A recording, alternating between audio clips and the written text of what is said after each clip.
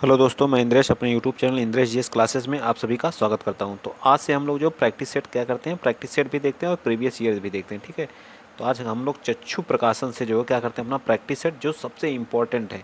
ठीक है, चक्षु प्रकाशन जो मोस्ट इम्पॉर्टेंट है, अगर इससे पूरी तरह से सॉल्व कर लिया जाए तो कोई नहीं रोक सकता 130 प्लस लाने के लिए। ठीक है, सभी क्वेश्चन अगर कर लिए जाएँ, जो है 2 बार रिविजन कर लिया जाए तो। ठीक है, तो पहले हम 1 से लेके प्राइमरी लेवल वाला कर लेते हैं, उसके बाद जो है स्टार्ट करते हैं उसको जो है। ठीक, चलिए चलते हैं। आज का पहला जो हमारा भाग 1 जो हमारा किससे है, बाल विकास से संबंधित है, उसके बारे में हम लोग 30 क्वेश्चन आज बाल विकास के करेंगे, सीडीपी के। ठीक है, सीडीपी के मोस्ट इम्पॉर्टेंट जो आए हुए क्वेश्चन हैं, हमेशा रिपीट होते हैं, टॉप 30 क्वेश्चन आज हम लोग देखेंगे। ठीक है, तो ज़्यादा से ज़्यादा आप लोग वीडियो को शेयर करिए और सबको बताइए शेयर करके कि इस पर प्रैक्टिस सेट स्टार्ट कर दिया गया है। ठीक है, क्या कर दिया गया, प्रैक्टिस सेट स्टार्ट कर दिया गया चक्षु प्रकाशन का। ठीक, चलिए पहला क्वेश्चन बताइए, निम्न में से कौन सा कारक, पहला क्वेश्चन क्या करा, निम्न में से कौन सा कारक अधिगम को प्रभावित करते हैं, अधिगम को प्रभावित करने वाले कारक का नाम बताइए। तो अभिप्रेरण भी करता है, मतलब मोटिवेशन, अभिप्रेरण का मतलब क्या होता है, ये भी मोटिवेशन भी करता है, सामाजिक संदर्भ भी करता है अधिगम सीखने में, और संवेग भी प्रभावित करता है, और शिक्षा शास्त्रीय उपागम भी क्या करता है, प्रभावित करता अधिगम को। ठीक है, तो हमारा ए बी सी डी, तो हमारा डी पार्ट क्या हो जाएगा, राइट आंसर हो जाएगा। आप लोगों को पूरी तरह से याद होना चाहिए कि अधिगम को प्रभावित करने वाले कौन कौन से हैं। तो प्रेरणा है, सामाजिक संदर्भ है, संवेग है, और शिक्षा शास्त्री उपागम है। तो डी पार्ट हमारा क्या हो जाएगा, राइट आंसर हो जाएगा। ठीक है, कुछ लोगों का आना था कि सर आप, इससे पहले मैं जो प्रीवियस ईयर करा रहा था तो उसमें व्याख्या सही था, तो नीचे ऑप्शन दिख जाता था। ठीक है, तो लोग कहते थे कि सर आप तो आंसर पहले ही दिखा दे रहे हैं, तो कोई क्या बताएगा। चलिए भाई, तो आंसर इसमें नहीं दिख रहा है, बताइए आप लोग फटाफट आंसर बताते जाइए। अब तो बताइए, जिन लोगों को दिक्कत होती थी ज़्यादा, बताइए। विद्यार्थियों में संकल्पनात्मक समझ को सुसाध्य करने हेतु एक अध्यापिका, मतलब एक अध्यापक या अध्यापिका का छात्रों को केवल यंत्रवत रूप से सीखने के लिए प्रोत्साहित करना चाहिए, मतलब यंत्रवत। ठीक, क्या ये हमारा होगा, बिल्कुल नहीं, यंत्रवत नहीं प्रोत्साहित करना चाहिए। संकल्पों के वार्तालाप, उदाहरण और गैर उदाहरण को सम्मिलित नहीं करना चाहिए, बिल्कुल गलत बात है, करना चाहिए। ठीक है, जो प्रस्तुत किया गया है और जो पहले से ही ज्ञात है, उन दोनों में संबंध स्थापित करने के अवसर प्रदान, मतलब जो बच्चे को पहले से पता है प्लस जो नहीं जानता, उन दोनों में संबंध स्थापित करने का अवसर प्रदान करना चाहिए, बिल्कुल सही है। जहाँ व्याख्यान विधि आएगी वहाँ हमेशा क्या आता है, निगेटिव हमारा टैग होता है। ठीक है, मतलब निगेटिव होता है। चलिए आगे चलते हैं, सी पार्ट इसका क्या राइट हो जाएगा। आप लोगों को अच्छे से समझ में आ रहा होगा तो ज़्यादा से ज़्यादा सपोर्ट करिएगा, प्यार दीजिएगा। ठीक है, चलिए अगला बताइए। तब ऐसी ऐसी वीडियो आप लोगों को देखने को मिलती रहेंगी जिसमें आंसर नहीं रहेगा। ठीक है, चलिए, निम्न में से कौन सा युग्म घटक और अभिप्रेरण स्रोत का सही रूप से मेल खाता है, बताइए। आत्म परितोषण, तो आत्म परितोषण क्या है, वह अभिप्रेरण, अभिप्रेरण है जी, बिल्कुल नहीं है। ठीक है, यह मेल नहीं खाता। जिज्ञासा, आपकी जो जिज्ञासा होती है क्या है, जिज्ञासा तो अंदर से ही होती है, एक आंतरिक अभिप्रेरण, एक क्या है, इंटरनल मोटिवेशन है। क्या है, इंटरनल मोटिवेशन है, बिल्कुल। जिज्ञासा तो अंदर से ही जागृत होती है ना, तो क्या इंटरनल है कि नहीं, बिल्कुल सही है। ठीक है, तो हमारा बी पार्ट क्या आ जाएगा, राइट आंसर हो जाएगा। ठीक है, नगद पुरस्कार, आप किसी से पुरस्कार प्राप्त करें, आंतरिक होगा, बिल्कुल गलत है। जो वाह अभिप्रेरण, रुचि क्या होती है, वाह अभिप्रेरण आंतरिक है, रुचि किसी चीज़ में रुचि लेना क्या आंतरिक अभिप्रेरण है, डी पार्ट, डी वाला। तो बी पार्ट हमारा क्या जाएगा, राइट। देखिए ऐसे ऐसे क्वेश्चन पूछे जाते हैं, सिर्फ प्रैक्टिस कर लीजिए, कोई रोक नहीं सकता आप लोगों को जो 130 प्लस लाने के में। ठीक है, बस मेरे साथ जुड़े रहिए, ज़्यादा से ज़्यादा वीडियो को शेयर करिए, चैनल को सब्सक्राइब करिए। ठीक, अधिगम का सामाजिक संरचनात्मक विचार, जो अधिगम का जो है सामाजिक संरचनात्मक विचार अधिगम प्रक्रिया में की महत्व पर जोर देता है, बताइए। अधिगम, अधिगम प्रक्रिया में किसकी महत्व पर जोर देता है, पारस्परिक क्रियाओं को, पुरस्कार और दंड पर, अनुवंशिकता पर, अनन्य अटल शिक्षा शास्त्रीय उपागमों पर, बताइए ए बी सी या डी।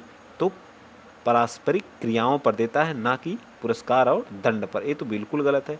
ठीक है, ये भी हमारा गलत है, ये भी है। ठीक, सामाजिक संरचनात्मक विचार जो हमारा पारस्परिक जो क्रियाएं होती हैं उन पर जो है हमारा अधिगम प्रक्रिया पर महत्व या जोर देता है। ये चीज़ें आप लोगों को समझ में आ गई होंगी। चलिए आगे चलते हैं, क्वेश्चन नंबर 5 बताइए।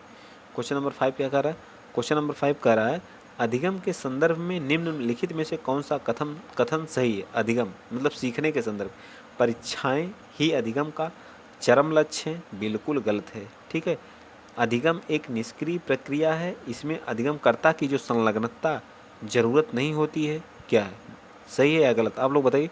ये भी हमारा बिल्कुल गलत है। ठीक, क्वेश्चन सी क्या कह रहा है, भावों का अधिगम प्रक्रिया पर कोई प्रभाव नहीं होता है, बिल्कुल गलत है। अधिगम एक जटिल प्रक्रिया है जिसमें अधिगमकर्ता की सक्रिय संलग्नता जरूरी है। ठीक है, सीखना एक जटिल प्रक्रिया है, बिल्कुल सही है, लेकिन जो इसमें अधिगमकर्ता होता है, सीखने की जो सक्रिय सक्रिय संलग्नता हमारी क्या जरूरी है। ठीक, आप क्वेश्चन चारों ऑप्शन आराम से पढ़िए, आप आंसर बता ले जाएंगे, कोई दिक्कत नहीं होगी। ठीक है, चलिए क्वेश्चन नंबर 6 बताइए, क्या कह रहा है कि बच्चों के अधिगम पर कक्षा के वातावरण का काफ़ी प्रभाव पड़ता है। प्रवीणति अभिमुखी अधिगम, वह अधिगम जो समझने पर जोर दे। प्रवीणति का मतलब क्या होता है, वह अधिगम जो समझने पर क्या दे, जोर दे। सांस्कृतिक को बढ़ावा देने के लिए कक्षा का वातावरण किस तरह होना चाहिए, अभिमुखी होनी चाहिए, स्पर्धात्मक एवं व्यक्तिपरक होना चाहिए, या अध्यापक प्रधान होना चाहिए, सहकारात्मक एवं सहयोगात्मक, बताइए क्या होना चाहिए। छठवां का तो हमेशा क्या होना चाहिए, सहकारात्मक और सहयोगात्मक होना चाहिए वातावरण। कक्षा का वातावरण कैसा होना चाहिए, सहकारात्मक एवं क्या सहयोगात्मक होना चाहिए। ठीक, चलिए नेक्स्ट चलते हैं, अगला क्वेश्चन, क्वेश्चन नंबर 7 बताइए आप लोग। इसी तरह से आप लोग को ईवीएस की भी क्लास चलेगी, लेकिन आप लोग बस सपोर्ट ज़्यादा से ज़्यादा बनाए रखिएगा। ठीक है, जैसा आप लोग करें वैसी वीडियो आप लोगों को प्रोवाइड की जा रही है। जो लोग पहली बार चैनल पर विजिट कर रहे हैं तो चैनल को प्लीज़ सब्सक्राइब कर लीजिएगा। प्राथमिक कक्षाओं में संकल्प अध्यापन हेतु विषय वस्तु को प्रस्तुत करने का कौन सा क्रम सर्वाधिक उपयुक्त है, बताइए। जो प्राथमिक कक्षाएं होती हैं, प्राइमरी लेवल की कक्षाएं होती हैं, उसमें संकल्प अध्यापन हेतु विषय वस्तु को प्रस्तुत करने में कौन सा क्रम क्या है, सर्वाधिक उपयुक्त है, बताइए। 7वें का तो सबसे पहले मूर्त मूर्त सामग्री, फिर चित्र, फिर संकेत। मूर्त जिनकी हम क्या करते हैं, मूर्त उच्च सामग्री होती है जिनको हम क्या कर सकते हैं, टच कर सकते हैं। ठीक है, छू सकते हैं, जिनको टच कर सकते हैं, छू सकते हैं, वो हमारी क्या मूर्त सामग्री होती है। फिर उसके बाद चित्र उसका बनाइए। ठीक है, उस चीज़ का क्या फिगर बनाइए। फिगर के बाद फिर संकेत के माध्यम से समझाइए उनको। एक बच्चे को आप कैसे बनाएंगे, किसी चीज़ को टच करा करके जो है, ठीक है, समझाएंगे कि ये चीज़ें हैं, फिर उसको फिगर के माध्यम से, फिर उसको संकेत के माध्यम से वो समझने लगेगा। चलिए नेक्स्ट बताइए, क्वेश्चन नंबर आप लोग 8वां बताइए, क्वेश्चन नंबर 8। क्वेश्चन नंबर 8 बताइए, विजिबल हो आप लोगों को बस। चलिए क्वेश्चन नंबर 8 बताइए, थोड़ा सा और छोटा कर दें, नहीं तो कटने लगेगा। ठीक है, जब पीडीएफ बनाया जाएगा तो। समस्या समाधान कौशल को किस प्रकार बढ़ाया जा सकता है, समस्या समाधान कौशल को किस प्रकार बढ़ाया जा सकता है। तो समस्या समाधान को जो उपकरण सामग्री को परस्पर इस्तेमाल पर ध्यान दे करके, बिल्कुल नहीं। समस्याओं को मानक प्रारूप में प्रस्तुत करके, जी बिल्कुल नहीं। ठीक है, यंत्रवत याद करके, यंत्रवत का प्रयोग तो करना ही नहीं है। समाधानों के वैकल्पिक तरीकों को मान करके, समाधान है उनको वैकल्पिक उनका कोई तरीका ढूंढ करके ही उनको क्या बढ़ाया जा सकता है। चलिए आइए चलते हैं अगला क्वेश्चन, क्वेश्चन नंबर 9 बताइए। बच्चों को बारंबार यह बोलने से कि वह अधिगम के लिए योग्य नहीं है, किस संभावना को बढ़ावा देता है। यानी कि एक बच्चे को आप बार बार बोल रहे हैं कि तुम जो है क्या अधिगम मतलब सीखने की योग्य नहीं हो, तो या किस चीज़ को बढ़ावा, बच्चे के अधिगम के प्रति क्या निष्प्रेरित हो जाएगा, या अधिगम की गति में तेजी आ जाएगी। बच्चा क्या अधिगम के प्रति अप्रेरित हो जाएगा, बच्चे के अधिगम पर कोई प्रभाव नहीं पड़ेगा, बताइए। ये तो बिल्कुल गलत है। ठीक है, 9वें का तो ये क्या हो जाएगा हमारा, ये राइट आंसर होगा, क्योंकि बच्चा अधिगम के प्रति क्या अनप्रेरित हो जाएगा या निष्प्रेरित हो जाएगा। ठीक है, उसके अंदर एक भावना जागेगा। आप किसी को बार बार एक ही चीज़ कह रहे हैं, तुम पढ़ने में नहीं हो, तुम आगे कुछ नहीं कर सकते हो, उसके अंदर एक गलत फीलिंग, एक जो उत्साह रहता है वह अनुत्साह में क्या होता है, कन्वर्ट हो जाता है। ठीक है, इस चीज़ को आप लोग कभी फील करके देखिएगा किसी को बोल करके। ठीक, किसी को उल्टा सीधा ना बोलिएगा। ठीक है, अधिगम प्रक्रिया के बारे में निम्नलिखित में से कौन सा कथन गलत है। अधिगम प्रक्रिया के बारे में निम्नलिखित में से कौन सा कथन गलत पूछा है, इस चीज़ को आप लोग गलत सही पर ध्यान दिया करिए। अधिगम एक निरंतर प्रक्रिया है, बिल्कुल सही है। अधिगम क्या निरंतर प्रक्रिया है। अधिगम प्रक्रिया में त्रुटि और गलतियों को अप्रासंगिक है, बिल्कुल सही है। ठीक है, अधिगम व्यक्तिगत एवं पर्यावरणीय कारकों पर आधारित है, बिल्कुल गलत है। ठीक है, अधिगम जो व्यक्तिगत एवं पर्यावरण ये कारकों पर आधारित है, बिल्कुल गलत है। ठीक, चलिए तो यही हमारा सही, हमसे गलत ही पूछा था। सॉरी सॉरी सॉरी, हैं ये तो सही है, मैंने क्या बता दिया आप लोगों को, ये हमारा बी पार्ट है। ठीक है, बी पार्ट इसका होगा। अधिगम प्रक्रिया त्रुटि और गलतियों का प्रासंगिक है, ना कि अप्रासंगिक है। ठीक है, मैंने सोचा प्रासंगिक है, ठीक है, अप्रासंगिक यहाँ लिखा है, ये हमारी सही है। ठीक, चलिए नेक्स्ट बताइए, क्वेश्चन नंबर 11 बताइए, शिक्षा शिक्षा जो है किस समकालीन नीतियों के अनुसार दिव्यांग बच्चों की शिक्षा के लिए कौन सा मॉडल सुझाया गया है? बताइए, शिक्षा समकालीन नीतियों के अनुसार दिव्यांग बच्चों के लिए कौन सा मॉडल? केवल व्यावसायिक शिक्षा, समावेशी शिक्षा, अलगावी शिक्षा या सम्मिलित एकीकृत शिक्षा? तो समावेशी शिक्षा सबसे मोस्ट इम्पॉर्टेंट है, इसमें सभी बच्चों के लिए क्या होती है, दिव्यांग हो या जो है कुशाग्र हों, ठीक है, या सामान्य बच्चे हों, सबके लिए हमारी समावेशी शिक्षा जो समकालीन शिक्षा नीतियों के अनुसार है। ठीक है, आइए चलिए नेक्स्ट क्वेश्चन नंबर आप लोग 12 बताइए, एक समावेशी कक्षा में सूचना को किस तरह से प्रस्तुत करना चाहिए? केवल शाब्दिक रूप से, केवल दृश्य रूप से, केवल मौखिक रूप से, बहुल रूप से? बताइए कौन सा? एक समावेशी शिक्षा में कक्षा में जो है सूचना को किस तरह प्रस्तुत करना चाहिए? तो हमेशा उसको बाहुल्य रूप में, क्योंकि एक समावेशी कक्षा में जो है एक दिव्यांग बच्चे भी रहते हैं, ठीक है, और एक सामान्य बच्चे और कुशाग्र बच्चे, सभी प्रकार के बच्चे रहते हैं, तो उन्हें हर तरह की दिक्कत ना हो, तभी हमारी समावेशी कक्षा वो कहलाएगी। ठीक है, आइए चलते हैं नेक्स्ट अगला क्वेश्चन, क्वेश्चन नंबर 13 बताइए आप लोग। क्वेश्चन नंबर 13 का करा, राइट टू एजुकेशन अधिनियम जो हमारा शिक्षा का अधिकार अधिनियम 2019 के अंतर्गत निजी विद्यालयों में आर्थिक रूप से कमजोर वर्ग के विद्यार्थियों के दाखिले हेतु सीटों के आरक्षण का प्रावधान है। इन छात्रों के सफल समावेशन हेतु एक अध्यापक को किस तरह के शिक्षा शास्त्र का इस्तेमाल करना चाहिए? बताइए, भेदभावात्मक, अलगावात्मक, साम्यता पर आधारित या समानता पर आधारित? तो सबसे मोस्ट इसका क्या जाएगा, लास्ट क्या जाएगा बताइए? तो सी पार्ट, साम्यता पर आधारित। क्या है? राइट टू एजुकेशन हमारा 2009 का है। ठीक है, राइट टू एजुकेशन हमारा अधिनियम जो है 2009 में आया था। ठीक है, चलिए आइए चलते हैं नेक्स्ट अगला क्वेश्चन। क्वेश्चन आप लोग बताइएगा 14, क्वेश्चन नंबर 14 क्या कह रहा है, गुणज गुणज वैफल्य सीध तौर पर निम्न में से किस से संबंधित है? गति विषयक असक्त है, दूसरों के प्रेरकों इरादों को समझने में प्रवाहिता से है, संगीतज्ञ योग्यता से है। गुणज किस में करते हैं? हमें गणितीय संकल्पों के अधिगम में कठिनता से है। तो हमेशा किसमें गुणज का जो प्रयोग आप लोग करते हैं किस में करते हैं? तो गणितीय संकल्पों में करते हैं। तो डी पार्ट इसका क्या आ जाएगा, राइट आंसर आ जाएगा। ठीक है, समझ में आया ना? चलिए आइए चलते हैं नेक्स्ट अगला क्वेश्चन, क्वेश्चन नंबर 15 बताइए, बच्चों में सृजनात्मक को किस प्रकार सुसाध्य किया जा सकता है? बच्चों में सृजनात्मक को किस प्रकार सुसाध्य किया जा सकता है, मतलब सृजनात्मक बच्चा कैसे बन सकता है?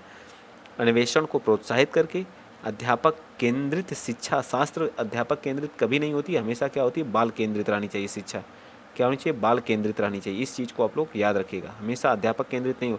लगातार अभ्यास और दोहरा के भी हमारा नेगेटिव टैग है। ठीक, केवल अनुकूल, केवल जहाँ दिख जाओ हमारा नेगेटिव। तो हमारा बता क्या, अन्वेषण को प्रोत्साहित करके। ठीक, अन्वेषण को प्रोत्साहित करके हम जो बच्चे को क्या सृजनात्मक का सुसाध्य बनाया जा सकता है। तो 15 का हमारा ए पार्ट क्या हो जाएगा, राइट आंसर हो जाएगा। ठीक है, आइए चलते हैं क्वेश्चन नंबर 16 के बारे में आप लोग बताइए, भाषा एवं विचार पर लेव लेव लेवायगोत्स्की क्या सुझाते हैं?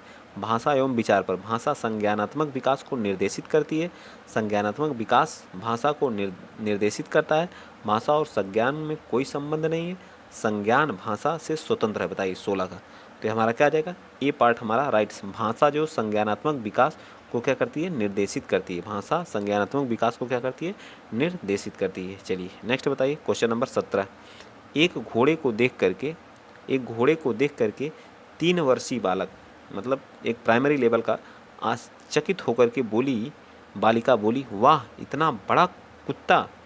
मतलब घोड़े को देख करके क्या बोल रही है, कुत्ता बोल रही है। ठीक है, जिन पियाजे के संज्ञानात्मक विकास के सिद्धांत के अनुसार बालिका की यह प्रतिक्रिया निम्न में से किसका उदाहरण है? बताइए, प्रतीकात्मक का है, अस्थायीगत अनुकरण है, आत्म सात्कार समावेशन है, या पदार्थ अस्थायित्व है? बताइए 17 का कौन सा? 17 का एक आत्म सात्कार समावेशन है। उस समावेशन उसका, वो सिर्फ जानती है कि जिसके पास 4 टांगें होती हैं, जो सफ़ेद होता है, वह एक क्या है, कुत्ता है। मतलब उसके बारे में कुत्ता बताएगा। उसने उसको देखा कि सफ़ेद है, इसकी 4 टांगें हैं, इसकी पूँछ है, तो वो लड़की बता दी, बालिका बता दी कि ये भी क्या है, लेकिन बड़ा है, कुत्ते से बड़ा है, तो इतना बड़ा कुत्ता है, ठीक है। तो क्या अभी समावेशन उस चीज़ का नहीं कर पा रही, धीरे धीरे उस चीज़ को जान जाएगी, तो उस चीज़ को क्या वो बताने लगेगी, जिसके 4 पैर होते हैं, एक पूँछ होती है, मुंह होता है, वो कुत्ता ही नहीं होता है, अदर जानवर भी, उनको घोड़ा भी कहा जाता है, ठीक है। चलिए नेक्स्ट चलते हैं, अगला क्वेश्चन, क्वेश्चन नंबर 18 बताइए। निम्नलिखित कथनों में बुद्धिमत्ता के बारे में कौन सा कथन सही है? 18 का। तो बुद्धिमत्ता, जो बुद्धिमत्ता को केवल बुद्धिलब्धि परीक्षणों द्वारा मापा जाता है, बिल्कुल गलत बात है, ठीक है। बुद्धिमत्ता संबंधी व्यक्तिगत विभिन्नताओं और आवश्यकताओं की भूमिका नहीं होती, बिल्कुल गलत बात। एक क्षेत्र में उच्च बुद्धिमत्ता एवं अन्य क्षेत्रों में भी उच्च बुद्धिमत्ता सुनिश्चित करती है, बिल्कुल गलत बात है। बुद्धिमत्ता विद्यालय में बेहतर प्रदर्शन करने की योग्यता से अधिक है, ठीक है, क्या है, अधिक है। ये चीज़ें आप लोगों को क्या होनी चाहिए, याद होनी चाहिए, A to Z, ठीक। चलिए नेक्स्ट चलते हैं, अगला क्वेश्चन, क्वेश्चन नंबर आप लोग 19 के बारे में बताइए। क्या कह रहा है, ले वाइगोत्स्की के सिद्धांत के अनुसार निम्न में से कौन सा अध्यापन अधिगम प्रक्रिया को पाठ प्रदान करने की प्रभावशाली तकनीक है? 19 का। ते समस्या के समाधान हेतु इस स्थिर पद दर पद निर्देश जी नहीं। गलत जवाबों में बच्चों को दंडित तो बिल्कुल नेगेटिव टैग है, इस चीज़ को याद रखिएगा, जहाँ दंडित आ जाएगा वो नेगेटिव है। समस्या को सुलझाने के दौरान अगर बच्चे किसी बिंदु पर अटक जाएं तो उसे उसी समय संकेत और इशारा देना, ये क्या है, सही है। तो ये हमारा क्या आ जाएगा, 19 का सी, बिल्कुल सही, उसे बताना समझाना। प्रक्रिया में अध्यापक का पूर्ण हस्तक्षेप, ये तो बिल्कुल गलत है, ठीक। चलिए नेक्स्ट चलते हैं, अगला क्वेश्चन, क्वेश्चन नंबर 20 बताइए, ठीक। क्या कर रहा है, कह रहा है कि आप एक अध्यापक हैं जो विश्वास करता है कि बच्चे विभिन्न गतिविधियों और अलग अलग तरीकों से सीखते हैं। आप अपनी कक्षा में ऐसी आकलन योजना करेंगे, सभी विद्यार्थियों के लिए समान हो, केवल वस्तुनिष्ठ सम्मिलित करें, बिल्कुल गलत, वही केवल जहाँ बच्चों के सीखने के तरीके से संबंधित ना हो, गलत है। आकलन के अलग अलग तरीकों पर आधारित, बताइए क्या है, ए है या डी, बताइए। 20 का तो ये हमारा गलत है, बल्कि क्या हमारा डी, आकलन के अलग अलग तरीकों पर आधारित है, ठीक है, आकलन के अलग अलग तरीकों पर आधारित है। नेक्स्ट चलिए अगला क्वेश्चन, क्वेश्चन नंबर 21 बताइए। निम्नलिखित में से कौन सा उम्र समूह जीन पियाजे के संज्ञानात्मक विकास के सिद्धांत में मूर्त संक्रियात्मक अवस्था चरण के समरूप है, बताइए। 2 से 3 हमारा क्या है, बताइए। 21 में 2 से 3 क्या है, और 2 से 4 बताइए, सॉरी 2 से 7, सभी के बारे में बताइए फटाफट। तो जीन पियाजे ने 4 भागों में क्या किया था, विकास की अवस्थाओं के बारे में बताया था, ठीक है, कितनी, 4 अवस्थाओं में। पहली जो 1 से 2 थी उसे संवेदी गामक या संवेदनशील विकास अवस्था, इसको क्या बोलते हैं, संवेदी, मैं शार्ट में लिख रहा हूँ, क्या बोलते थे इसको, संवेदी, ठीक है, संवेदी, ठीक, क्या बोलते हैं, संवेदी विकास की अवस्था, ठीक है, संवेदी गामक विकास की अवस्था जो 0 से 4 थी, ठीक है। उसे 2 से 7 वाली को बोलते थे पूर्व संक्रिया, इसको बोलते थे पूर्व संक्रिया अवस्था बोलते थे, ठीक है, पूर्व संक्रिया अवस्था, ये चीज़ याद।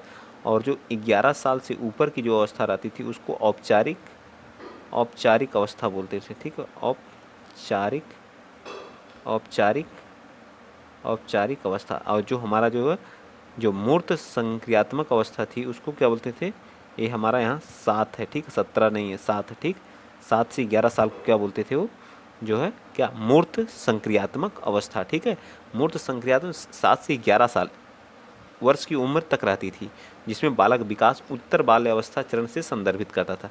बच्चे वस्तु के समूह को और उप समूह में वर्गीकृत कर लेता था, ठीक है, संख्या का उसे बोध है, क्षेत्र और मात्रा के संरक्षण एवं क्षमता हासिल कर लेता था बच्चा इस अवस्था में। चलिए नेक्स्ट चलते हैं, क्वेश्चन नंबर 22। निम्नलिखित में से कौन सा बच्चे के सामाजिकरण का प्राथमिक कारक है? पुस्तक और पत्रिकाएं, निकटस्थ परिवार, माता पिता का कार्यस्थल या अस्पताल के कर्मचारी, बताइए। जो पहला बच्चे का जो सामाजिकरण है वो कहाँ पे होता है, तो बच्चे का पहला सामाजिकरण हमारा निकट परिवार होता है, क्या होता है, निकटस्थ परिवार होता है। परिवार में ही बच्चा क्या करता है, सामाजिकरण चीज़ों को आस पास पड़ोस के बच्चों के साथ क्या करता है, सीखता है, वही उसका प्राथमिक क्या है, कारक है। नेक्स्ट बताइए, क्वेश्चन नंबर 23।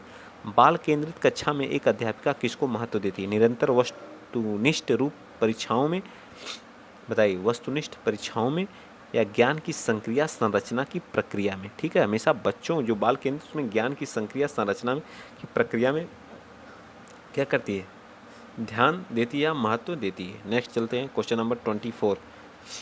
बताइए, क्रिकेट पर वार्तालाप के दौरान एक अध्यापक अधिकांशतः लड़कों से सवाल पूछ रहा है और लड़कियों से नहीं, मतलब लड़कों से पूछ रहा है, लड़कियों से नहीं। अध्यापक की यह प्रक्रिया क्या कहलाती है, जेंडर संबंधता या जेंडर पक्षपात या जेंडर धमकी या जेंडर सशक्तता। बताइए क्या कहलाती है।